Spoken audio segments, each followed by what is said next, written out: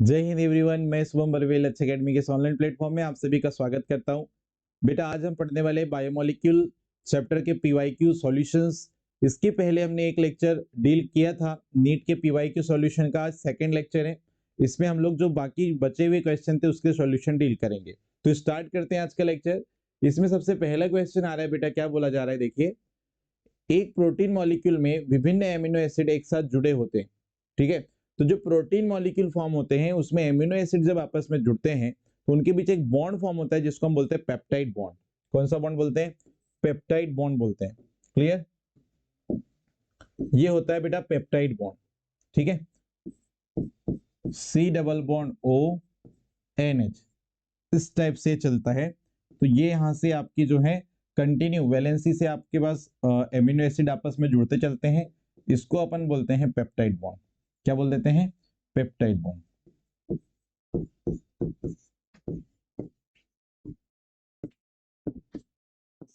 ठीक है, बढ़ते हैं नेक्स्ट क्वेश्चन पे। Question number second, question number second देखिएगा, क्या बोला था? Which of the statement about denaturation given below are correct.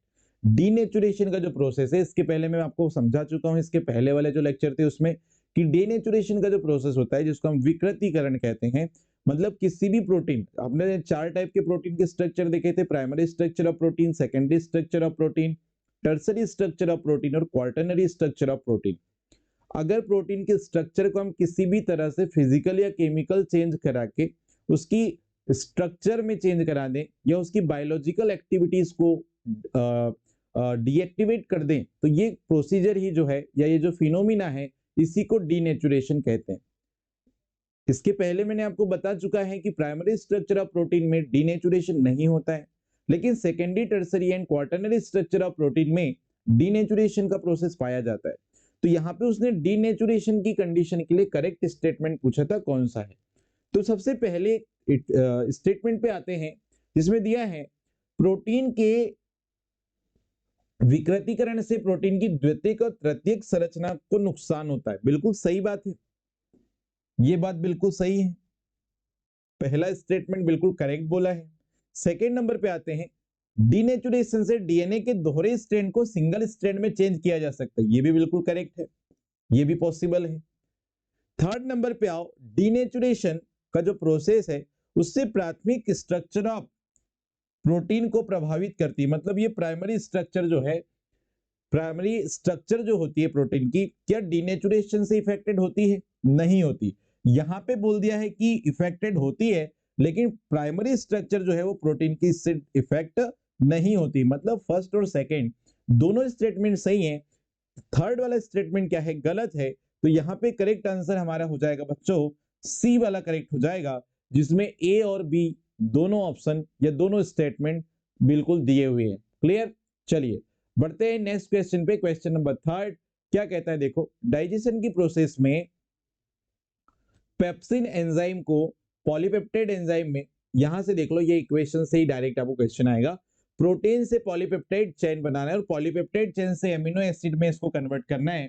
तो यहाँ पे जो एंजाइम यूज होते हैं वो कौन से एंजाइम यहाँ पर यूज आप करेंगे? तो बेटा इसके पहले मैंने जो लेक्चर लिया था उसमें मैंने यहाँ पर पूरे एंजाइम आपको बताए थे और एंजाइम के फंक्शन मैंने आपको बताए थे। तो आप यहाँ पर आप याद रखेंगे कि यहाँ जो प्रोटीन से पॉलीपेप्टाइड बनाना है तो यहाँ मुझे कौन सा एंजाइम यहाँ वर्क करता है? पेप्सिन। कौन सा? पेप्सिन। और यहाँ पे पॉलीपेप्टाइड से एमिनो एसिड में कन्वर्ट करना है तो मुझे यहाँ पे ट्रिप्सिन एंजाइम चाहिए होता है। कौन सा? ट्रिप्सिन। क्लियर? तो करेक्ट आंसर यहाँ पे हो जाएगा बच्चों कौन सा? डी वाला यहाँ पे करेक्ट आंसर हो जाएगा। कौन सा? डी वाला यहाँ पे क्या हो जाएगा? करेक्ट आंसर हो जाएगा। इसको नोट डाउन कर लीजिएगा। बढ़ते question number next, fourth number पे आता है क्वेश्चन। क्या बोला था? प्रोटीन की हेलिकल स्ट्रक्चर जो होती है, ठीक है, उसमें जो है वो आपस में स्टेबलाइज होती है, उसका क्या रीजन है? तो बेटा प्रोटीन में जो हेलिकल स्ट्रक्चर होती है उसमें हाइड्रोजन बॉन्ड प्रेजेंट होते हैं जो उसकी स्टेबिलिटी को बढ़ा देते हैं, जो उसकी स्टेबिलिटी को बढ़ा देते हैं। ठीक है भाई, बढ़ते नेक्स्ट क्वेश्चन पे। क्वेश्चन नंबर 5, हीमोग्लोबिन किस टाइप का क्या बोलना चाहिए कंपाउंड होता है? क्या ये विटामिन है? क्या ये कार्बोहाइड्रेट है? क्या ये एंजाइम है? क्या ये ग्लोब्यूलर प्रोटीन है? तो बेटा इसका करेक्ट आंसर है ग्लोब्यूलर प्रोटीन। जो हीमोग्लोबिन होता है वो ग्लोब्यूलर प्रोटीन के अंदर आता है। ठीक है, किसके अंदर आता है? ग्लोबुलर प्रोटीन के अंदर आता है, ठीक है भाई। बढ़ते हैं next question. Question number next है, वह एंजाइम जो ट्राइग्लिसराइड को फैटी एसिड और ग्लिसरॉल में बदलता है। ये जो आपके पास ट्राइग्लिसराइड था,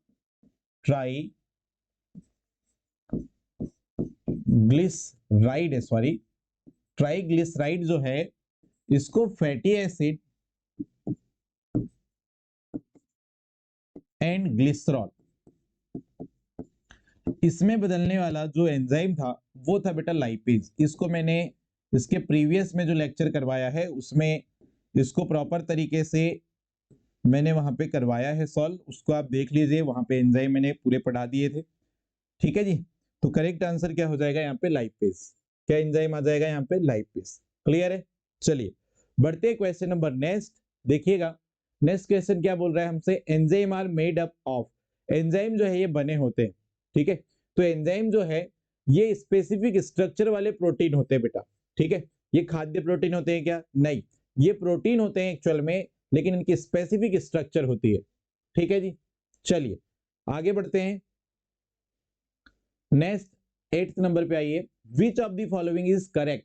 निम्न में से कौन सा सही है। 4 स्टेटमेंट दिया है और आपसे पूछ रहा है कौन सा स्टेटमेंट करेक्ट है।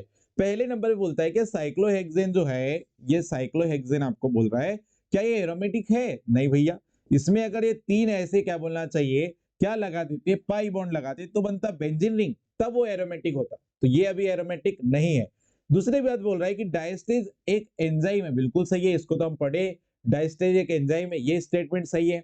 क्या एसिटोफिनोन एक ईथर है, नहीं जी, एसिटोफिनोन ईथर नहीं है, ये तो हमारे पास क्या है, ये कीटोन है। क्या है, कीटोन है एसिटोफिनोन, यहाँ पर ये ईथर नहीं है। तो करेक्ट आंसर क्या हो जाएगा बेटा, बी। बी वाला यहाँ पे क्या हो जाएगा, करेक्ट आंसर हो जाएगा। इनमें से कोई नहीं बोल रहा था तो सॉरी, उपरोक्त सभी बोल रहा था, तो उपरोक्त सभी तो हो नहीं सकते। क्वेश्चन नंबर आते हैं 9 पे। 9 नंबर क्वेश्चन क्या कहता है, जीवित निकायों में एंजाइम का क्या कार्य। देखो पहला स्टेटमेंट देखो आप, एंजाइम जो है कैटालिटिक बायोकेमिकल रिएक्शन में पार्टिसिपेट करते हैं, दूसरा प्रोवाइड एनर्जी, तीसरा transport of oxygen and provide immunity. तो बेटा जो कैटलिस्ट होते हैं ये बायोकेमिकल रिएक्शंस में कैटलिस्ट का काम करते हैं। क्या काम करते हैं बायोकेमिकल रिएक्शन में, कैटलिस्ट का काम करते हैं। क्लियर है बात। तो करेक्ट आंसर क्या हो जाएगा यहाँ पे, फर्स्ट वाला करेक्ट आंसर हो जाएगा। बढ़ते हैं, देखो यहाँ विटामिन के बारे में थोड़ी चर्चा कर रहे थे, क्योंकि विटामिन के काफी सारे क्वेश्चन यहाँ पे आपको देखने को मिलेंगे। जनरली विटामिन जो है 2 कैटेगरी में बांटे जाते हैं, एक होते हैं फैट सॉल्युबल और दूसरे होते हैं बेटा water soluble. Fat soluble vitamin जो होते हैं उनमें 4 विटामिन आते हैं, कौन कौन से बताइए, विटामिन के, विटामिन ई और विटामिन डी। क्लियर।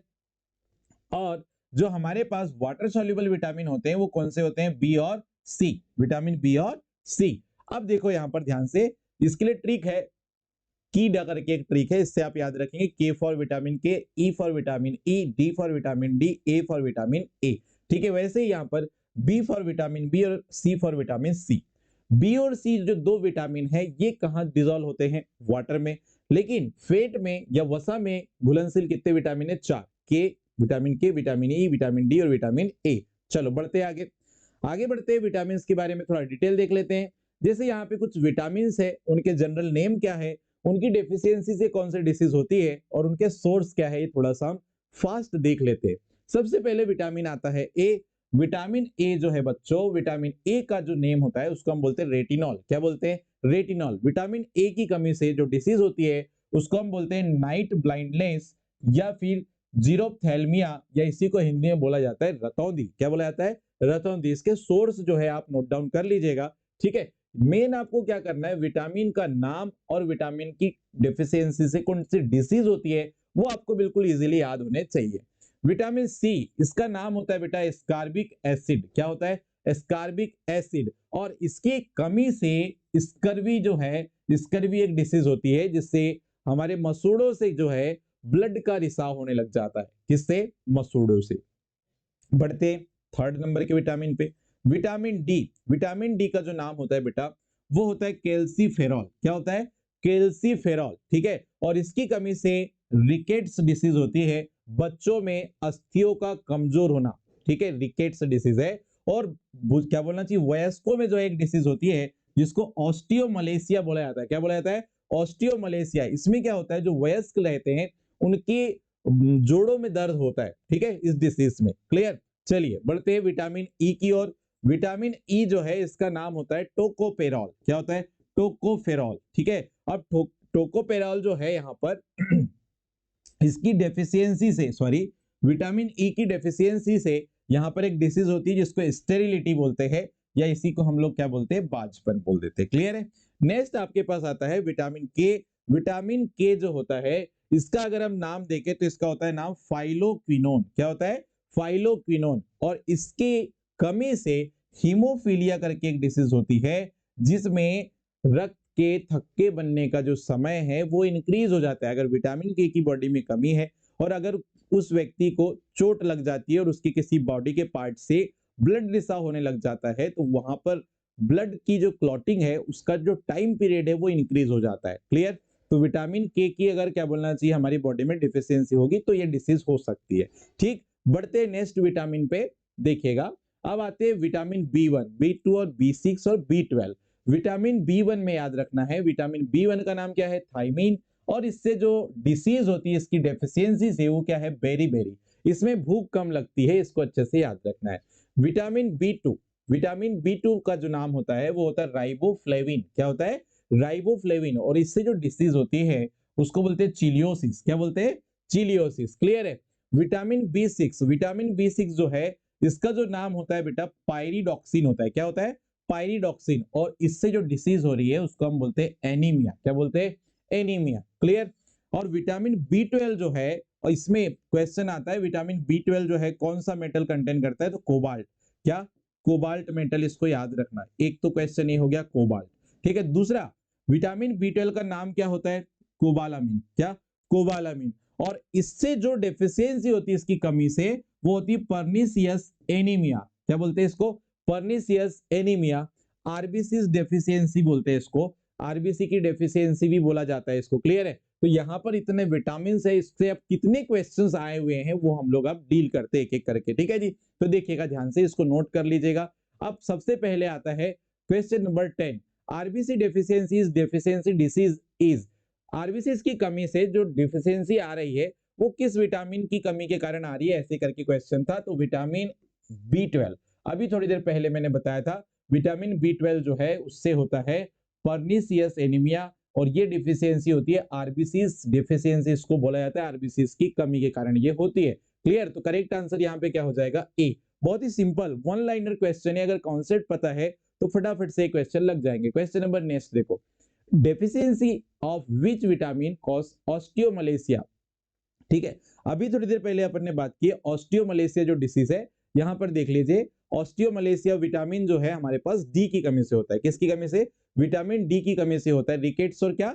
ऑस्टियोमलेशिया। तो यहाँ करेक्ट आंसर क्या आ जाएगा बेटा? बी वाला यहाँ पे करेक्ट आंसर आ जाएगा। क्लियर है? बढ़ते हैं नेक्स्ट क्वेश्चन पे। Question number next, vitamin B1 की कमी से कौन सी डिसीज होती है? तो ये अभी थोड़ी देर पहले ही मैंने बताया, बेरी डिसीज होती है बेटा। कौन सी? बेरी डिसीज यहाँ पर आपको देखने को मिलेगी। नेक्स्ट क्वेश्चन पे आते हैं। क्वेश्चन नंबर नेक्स्ट देखिएगा 13 नंबर, निम्नलिखित में से कौन सा विटामिन जो है वो फैट सॉल्युबल नहीं है?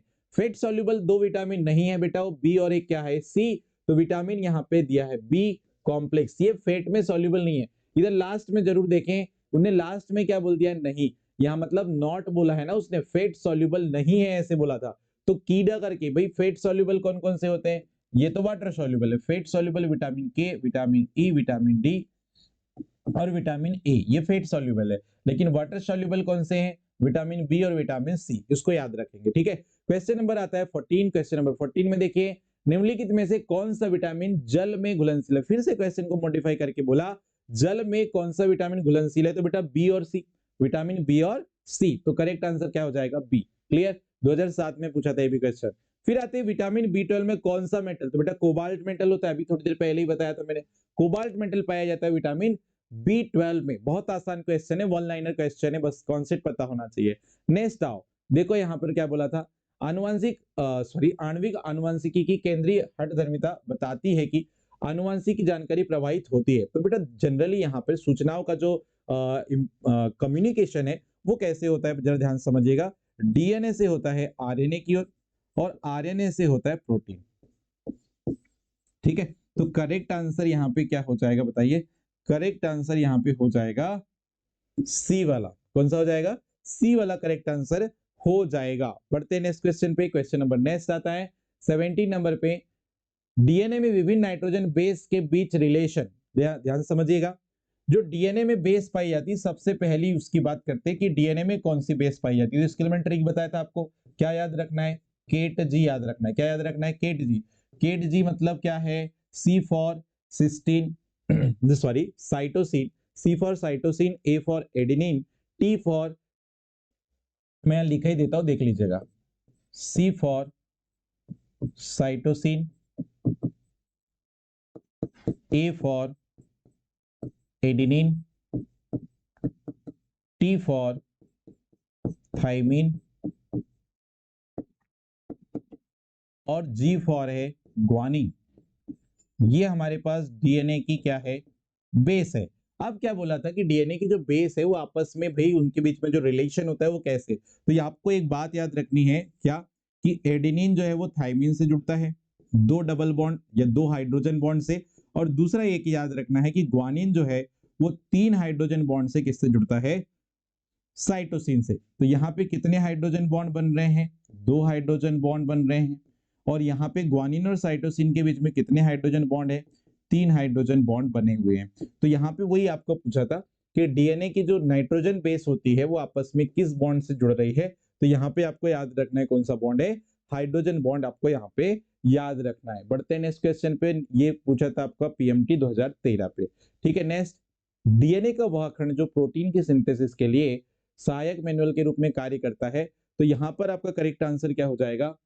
The segment of DNA which act as the instrumental manual for the synthesis of the protein is.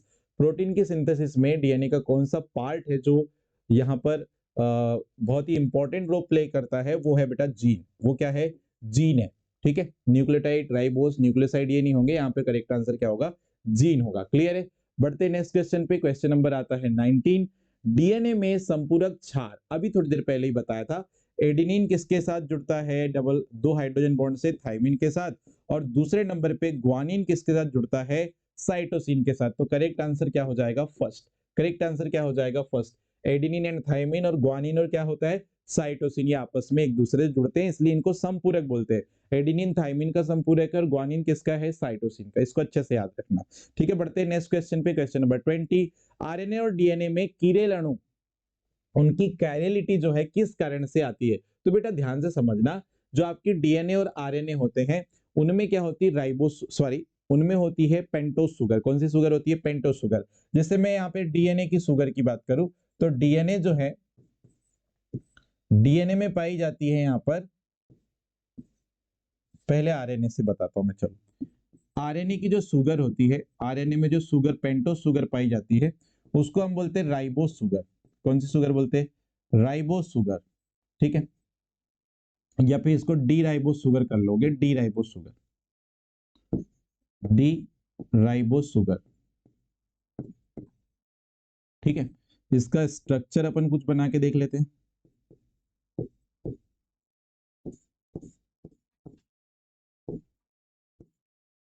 ये होता है डी राइबोस शुगर। ठीक है, और अपने पास जो है डीएनए का जो एक शुगर होता है वो होता है डी डीऑक्सी राइबोस शुगर। इसका स्ट्रक्चर अगर हम बनाएं तो CHO, CH2OH, यहां पर दोनों HH, OH, H, OH और ये H। सेकेंड कार्बन पे डिफरेंस होता है, यहां याद रखना। राइबोस शुगर में सेकेंड कार्बन पे जो है OH और H है, लेकिन यहाँ पर डीऑक्सी राइबोस शुगर में सेकेंड कार्बन पे दोनों क्या है? HH है। अच्छा, यहाँ पे कायरल कार्बन की अगर हम बात करते हैं तो यहाँ एक कायरल कार्बन, यहाँ दो कायरल कार्बन और एक तीसरा कायरल कार्बन है। जबकि यहाँ पे कितने कायरल कार्बन है? दो कायरल कार्बन है। क्लियर? आपको कभी कभी ऐसा पूछ लेता है कि भाई डीएनए की जो शुगर है और आरएनए की जो शुगर है उनमें किस कार्बन पे डिफरेंस होता है? तो सेकेंड कार्बन याद रखना। अगर आप नंबरिंग ऐसे करते हैं 1 2 3 4 5, यहां से 1 2 3 4 और ये 5। तो सेकंड कार्बन पे यहाँ पर डिफरेंस आता है राइबोस और डीऑक्सी राइबोस शुगर में। अच्छा, इनका जो फॉर्म होता है इसको अपन क्या बोल रहे हैं, जैसे इसको बोलते हैं डी राइबोस शुगर, इसका नाम क्या लिखते हो आप, डी डीऑक्सी राइबोस शुगर। ठीक है जी। तो यहां पर सेकेंड लास्ट कार्बन पे जो OH है वो राइट पे, इसलिए इसको डी सीरीज में रखा गया। वैसे यहाँ पे भी सेकेंड लास्ट कार्बन पे OH राइट पे, इसलिए इसको डी सीरीज पे रखा गया। तो यहाँ करेक्ट आंसर क्या हो जाएगा, सी वाला, कि डी शुगर कंपोनेंट इसमें पाया जाता है जिनमें कायरलिटी होती है। कायरलिटी का मतलब कायरल कार्बन प्रेजेंट है, इसलिए इनको कायरल मॉलिक्यूल भी बोला जाता है। क्लियर है? तो बढ़िया, यहाँ पर करेक्ट आंसर आप लगा लीजिएगा सी। इसके बाद नेक्स्ट क्वेश्चन अपन देखते हैं, देखिएगा ध्यान से। ह्यूमन बॉडी जो है किसका प्रोडक्शन नहीं करती, जो मानव शरीर जो है किसका उत्पादन नहीं करते, एंजाइम, डीएनए, विटामिन और हार्मोन्स। बहुत ही इजी क्वेश्चन है ये, तो आप लोग देखकर आंसर इसका लगा लेंगे। एंजाइम का तो प्रोडक्शन हो सकता है, डीएनए का होता है, हार्मोन का होता है, लेकिन विटामिन हम लोग जो है ये फूड मटेरियल के थ्रू हम लोग लेते हैं। क्लियर? बढ़ते हैं नेक्स्ट क्वेश्चन पे। क्वेश्चन नंबर आता है 22। न्यूक्लियोटाइड में हाइड्रोजन बॉन्डिंग के बारे में निम्न में से कौन सा सही है? 2-3 बार मैंने बता दिया है, 2-3 बार मैंने यहाँ पे बता दिया आपको। डीएनए में देखो, यहाँ फिर से सुन लो, डीएनए जो होता है इसमें एडेनिन जो है वो किसके साथ जुड़ता है, थाइमिन के साथ। और ग्वानिन ट्रिपल बॉन्ड मतलब 3 हाइड्रोजन बॉन्ड के साथ किससे जुड़ता है, साइटोसिन के साथ। ये किसमें होता है, डीएनए में। और आरएनए की अगर हम बात करते हैं, किसकी, आरएनए की अगर हम बात करेंगे, तो आरएनए में बच्चों याद रखना इसकी जो बेस होती है वो क्या होती है, इसके ऐसे डीएनए की बेस अभी अपने ने पढ़े थे क्या, केट जी। आरएनए में याद रखना काउ जी। थाइमिन के जगह यूरेसिल आ गई, याद रखेंगे। ठीक है, थाइमिन के जगह क्या आ गई है, यूरेसिल। तो ये वाली याद रख लेना। हालांकि इसने डीएनए की दिया है इसलिए अपन इसी को डील कर लेते हैं, तो है ना। यहाँ पे आरएनए में काउ जी का मतलब क्या है, सी फॉर क्या है, साइटोसिन। ए फॉर तो आपको पता है एडेनिन, यू फॉर है यूरेसिल, और जी फॉर है ग्वानिन। ग्वानिन, ठीक है, ये आरएनए की बेस है। लेकिन अभी हमको डीएनए से ही काम चल जाएगा। देखो, एडेनिन किसके साथ जुड़ रहा है, थाइमिन से। ग्वानिन किसके साथ जुड़ रहा है, साइटोसिन से। पहला ही करेक्ट आंसर है। बाकी 3 ऑप्शन जो दिए हैं उसको आप चेक कर सकते हो, बिल्कुल गलत सीक्वेंस दिया है। तो एडेनिन थाइमिन से जुड़ता है, ग्वानिन साइटोसिन से जुड़ता है। ये तो डीएनए में अपन ने अभी 2-3 बार आज की लेक्चर में देख लिए। बढ़ते नेक्स्ट क्वेश्चन पे। देखो, हार्मोन्स के बारे में थोड़ी चर्चा कर लेते हैं। हार्मोन्स क्या होते हैं और इससे कुछ क्वेश्चंस आए हुए हैं, उसको फिर अपन डील करेंगे। तो हार्मोन्स बेटा कुछ रासायनिक पदार्थ होते हैं। हार्मोन्स जो है हमारी बॉडी में सिक्रेट होने वाले जो है कुछ केमिकल पदार्थ होते हैं जिनका प्रोडक्शन जो है हमारी बॉडी में प्रेजेंट डक्टलेस ग्लैंड के द्वारा होता है ना। इनका जो प्रोडक्शन है हमारी बॉडी में, ये नलिका विहीन ग्लैंड जो होती है, जैसे कुछ एग्जांपल्स हमने लिया है, एड्रिनल ग्लैंड, पिट्यूटरी ग्लैंड और थायराइड ग्लैंड, इनके थ्रू इसका जो है प्रोडक्शन किया जाता है हमारे शरीर में। ठीक है, यहाँ पर देखिए जो हार्मोन्स होते हैं are carried to different part of the body by the blood stream। ये हमारे बॉडी में ब्लड के साथ हमारी बॉडी के डिफरेंट पार्ट में जाते हैं। जो हार्मोन्स है ये हमारे बॉडी में जो ब्लड है उसके थ्रू जो है हमारी बॉडी के डिफरेंट पार्ट्स में जाते हैं। नेक्स्ट क्या बोल रहा है, ये कंट्रोल करता है वेरियस मेटाबॉलिक एक्टिविटीज को। ठीक है, मतलब हमारे बॉडी में जितनी भी बायोलॉजिकल एक्टिविटीज हो रही है, जैव उपापचयी क्रियाएं हो रही है, उसका कंट्रोल जो है हार्मोन्स के द्वारा किया जाता है। इसे जो है हार्मोन्स को जो है ना हम लोग केमिकल मैसेंजर भी कहते हैं, रासायनिक संदेशवाहक। इनको हम रासायनिक संदेशवाहक भी कहते हैं, रासायनिक संदेशवाहक भी इनको कहा जाता है। क्यों, इसका क्या कारण है, तो बेटा ये कम्युनिकेशन करते हैं सेल में। सेल में संचार का माध्यम होते हैं, मतलब सेल में जो है संचार या सूचनाओं को पहुंचाने का काम करते हैं। कौन, हार्मोन्स। इनका थोड़ा सा क्लासिफिकेशन में आपको बताऊंगा, ध्यान समझिएगा। Classification of hormone. Hormone generally 2 category में बांटे गए, एक स्टेरॉइड हार्मोन और एक होते हैं नॉन स्टेरॉइड हार्मोन। अभी हम ज्यादा डिटेल नहीं जा रहे हैं, इसके बाद में एक हार्मोन्स का लेक्चर बना दूंगा एक सेपरेट वीडियो में, उसमें मैं फिर इसको डिटेल करूंगा। जनरली स्टेरॉइड हार्मोन जो होते हैं इनकी स्ट्रक्चर होती है एक स्पेशल टाइप की, 4 रिंग वाली स्ट्रक्चर होती है, जिसमें से 3 रिंग जो होती है वो साइक्लोहेक्सेन रिंग की होगी, और एक रिंग उसमें अटैच होती है 5 मेंबर वाली, जिसको हम साइक्लोपेंटेन रिंग बोलते हैं। तो स्टेरॉइड हार्मोन ऐसे हार्मोन होते हैं जिसमें जो 4 रिंग वाले कॉम्प्लेक्स से बनते हैं, जिसमें 3 जो है साइक्लोहेक्सेन रिंग होती है और एक साइक्लोपेंटेन रिंग होती है। क्लियर? अब इसको 2 पार्ट में डिवाइड किया गया है, एक सेक्स हार्मोन और एक होता है एड्रिनल कॉर्टेक्स हार्मोन। ठीक है, एक होता है सेक्स हार्मोन और एक होता है adrenal cortex hormone. Non steroid hormone second number पे हम पढ़ेंगे। जो 2 पार्ट में डिवाइड किया जाता है इसको पेप्टाइड हार्मोन, एक होता है एमीन हार्मोन। पेप्टाइड हार्मोन ऐसे हार्मोन होते हैं जिनमें पेप्टाइड चेन पाई जाती है, पेप्टाइड बॉन्ड पाया जाता है, जबकि एमीन हार्मोन ऐसे हार्मोन होते हैं जिनमें एमीन ग्रुप प्रेजेंट होता है। क्लियर? आगे बढ़ते हैं जी। तो यहां से डायरेक्ट क्वेश्चन आपको पूछता है कि भाई बताओ निम्न में पेप्टाइड हार्मोन कौन सा है, एमीन हार्मोन कौन सा है, ऐसे डायरेक्ट क्वेश्चन आ चुका है। निम्न में सेक्स हार्मोन्स के बारे में पूछ सकता है कि मेल सेक्स हार्मोन कौन सा है, फीमेल सेक्स हार्मोन कौन सा है, ऐसा क्वेश्चन आ चुका है, इंपॉर्टेंट है, अच्छे से आप इसको नोट करेंगे। ठीक है, तो अब बात करते हैं स्टेरॉइड हार्मोन में सेक्स हार्मोन की। तो सेक्स हार्मोन की अगर हम चर्चा करेंगे तो ये 2 पार्ट में इसको भी क्लासिफाई किया गया है, एक मेल सेक्स हार्मोन और एक होता है फीमेल सेक्स हार्मोन। ठीक है, तो मेल सेक्स हार्मोन जो है वो यहां पर आप देख रहे हो टेस्टोस्टेरॉन, पहले नंबर पे आप देख रहे हो यहां पर क्या, टेस्टोस्टेरॉन, ये पहला सेक्स हार्मोन। दूसरा है एंड्रोजन, दूसरा क्या है, एंड्रोजन, याद रखेंगे, भूलना नहीं है। फीमेल सेक्स हार्मोन की अगर हम बात करेंगे, फीमेल सेक्स हार्मोन की अगर हम बात करेंगे तो पहले नंबर पे आता है एस्ट्रोजन। क्या आता है, एस्ट्रोजन, इसी को हम लोग क्या बोलते हैं, एस्ट्राडाइल। ठीक है, और दूसरे नंबर पे आता है बच्चों यहां पर प्रोजेस्टेरॉन। क्या आता है, प्रोजेस्टेरॉन। ठीक है, ये 2 टाइप के हमारे पास फीमेल सेक्स हार्मोन भी होते हैं। ठीक है, फिर आते हैं दूसरे नंबर पे, यहां पर आता है एड्रिनल कॉर्टेक्स हार्मोन। कौन सा, एड्रिनल कॉर्टेक्स हार्मोन। और एड्रिनल कॉर्टेक्स हार्मोन जो है ये भी 2 भाग में या ये 2 टाइप का होता है। ये भी कितने टाइप का होता है, 2। एक होता है ग्लूकोकॉर्टिकॉइड, ग्लूकोकॉर्टिकॉइड हार्मोन, और एक होता है मिनरेलोकॉर्टिकॉइड हार्मोन। ठीक है, तो एड्रिनल कॉर्टेक्स हार्मोन भी 2 पार्ट में क्लासिफाई किए गए, या 2 टाइप के होते हैं बोल सकते हैं आप, ग्लूकोकॉर्टिकॉइड और मिनरेलोकॉर्टिकॉइड। ठीक है, इसको भी याद रख लेना आप। नेक्स्ट आते हैं, आगे बढ़ते हैं। नॉन स्टेरॉइड हार्मोन में हमारे पास आते हैं 2 पार्ट, एक हमने अभी थोड़ी देर पहले ही बात किया, पेप्टाइड हार्मोन, और एक होते हैं हमारे पास एमीन हार्मोन। पेप्टाइड हार्मोन कौन कौन से वो याद रखेंगे, ऑक्सीटोसिन, वेसोप्रोसिन, इंसुलिन, और एक यहां पर और ऐड कर दे रहे हैं ग्लूकेगॉन, ग्लूकेगॉन। ठीक है, इसको याद रखेंगे। ये 4 टाइप के आपके क्या हैं, पेप्टाइड हार्मोन है, ऑक्सीटोसिन, वेसोप्रोसिन, इंसुलिन और glucagon, glucagon glucagon sorry, glucagon. Okay, फिर आता है amine hormone. Amine hormone 2 type से याद रखना, एक होता है एड्रिनेलिन और एक होता है थायरोक्सिन।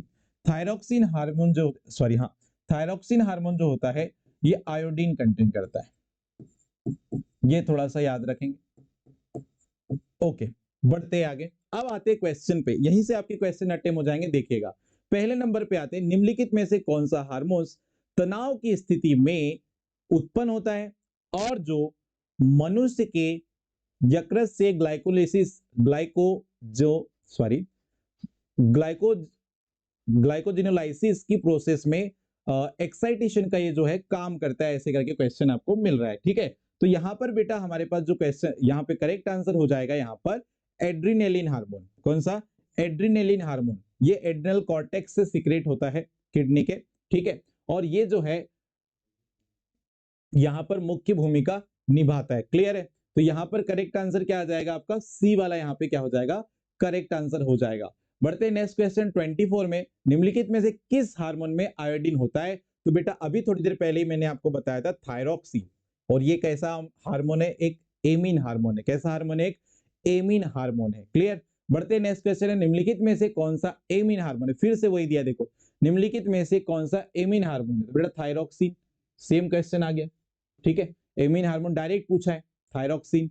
नेक्स्ट 26, निम्नलिखित में से कौन सा एक पेप्टाइड हार्मोन है, देखो अभी थोड़ी देर पहले लिखवाया था, पेप्टाइड हार्मोन 4 प्रकार के। ठीक है, पेप्टाइड हार्मोन कितने टाइप के बताया था, 4। एक बार फिर से मैं बता देता हूं, 4 अपन ने लिखे थे, अभी देख लीजिए। ये देखो, ऑक्सीटोसिन, वेसोप्रेसिन, इंसुलिन और ग्लूकेगॉन अभी बताए थे जस्ट, ठीक है। तो यहाँ पे आपका आंसर क्या हो जाएगा जी, ग्लूकेगॉन। क्या हो जाएगा, ग्लूकेगॉन। अभी अभी जस्ट मैंने इसको करवाया, लिखा भी था इसको मैंने, टाइप नहीं हुआ था, तो ग्लूकेगॉन यहाँ पे करेक्ट आंसर हो जाएगा। क्लियर, निम्नलिखित में से कौन सा एक पेप्टाइड हार्मोन है, ऐसे पूछा, डायरेक्ट पूछ लेता है क्वेश्चन। नेक्स्ट क्वेश्चन पे आते हैं, क्वेश्चन नंबर 27। वह हार्मोन जो ग्लूकोज को ग्लाइकोजन में बदलने में मदद करता है, तो बेटा ये तो बड़ा सिंपल था, इंसुलिन। ये तो बड़ा सिंपल है, इंसुलिन आ जाएगा यहाँ पे। क्या आएगा, इंसुलिन, ग्लूकोज को ग्लाइकोजन।